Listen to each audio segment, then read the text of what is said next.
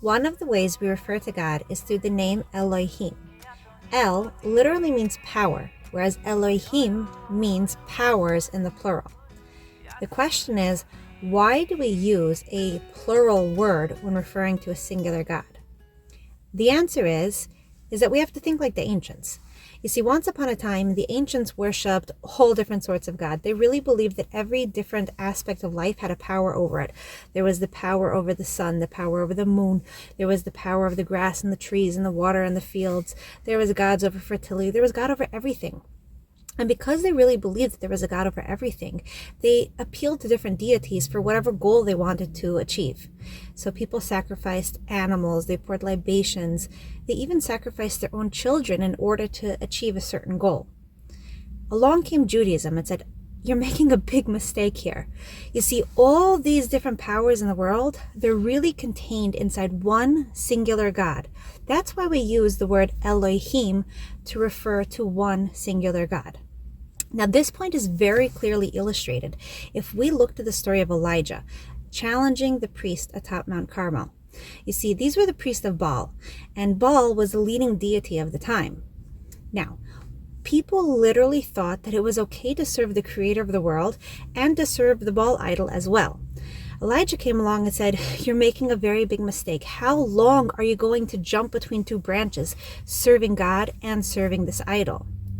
So what he did was something very interesting. He had an altar built, and that altar was made of wood and stone, and they took water and they poured water all over it, and they dug trenches around that altar, and those trenches were filled with water.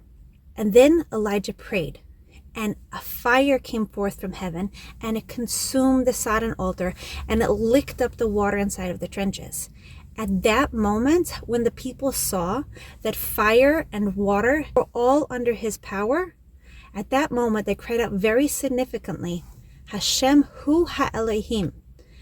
God is all the powers. He is everything all together. And at that moment, the spell of the idol was broken. Any time that power is attributed to anything other than the indivisible creator of the world, that's called idolatry. And that's a very, very, very serious mistake. So our goal is to learn, what is idolatry? Who is the creator? How do we serve him? Here's a very interesting point that I wanted to point out. There is a belief that evil in the world was created by a fallen angel. Now, this is contrary to the teachings of the Bible, because the Bible teaches that, number one, angels don't have free will. They are only capable of fulfilling God's will. And if we were to say that an angel had the ability to create, then that would mean that that angel would also be a creator, and we would consider that a God. This is a hard point to consider because people say that God is all good. And while that is true, there's also evil in the world. And yet, the Bible tells us that God created evil as well. Everything comes from the Creator, even the good things and the painful things. There is no division of where it comes from. Sometimes we perceive this world as joyous, enjoyable, and pleasant, and other times it really hurts. But that doesn't mean that pain is not coming from the same Creator. That pain serves a purpose, even if we don't see it. There's so much history behind us. There are so many interlocking pieces of the puzzle that we may never fully understand why bad things happen. Ultimately, though, there's a reason and there's a purpose for it. Human beings were given free will.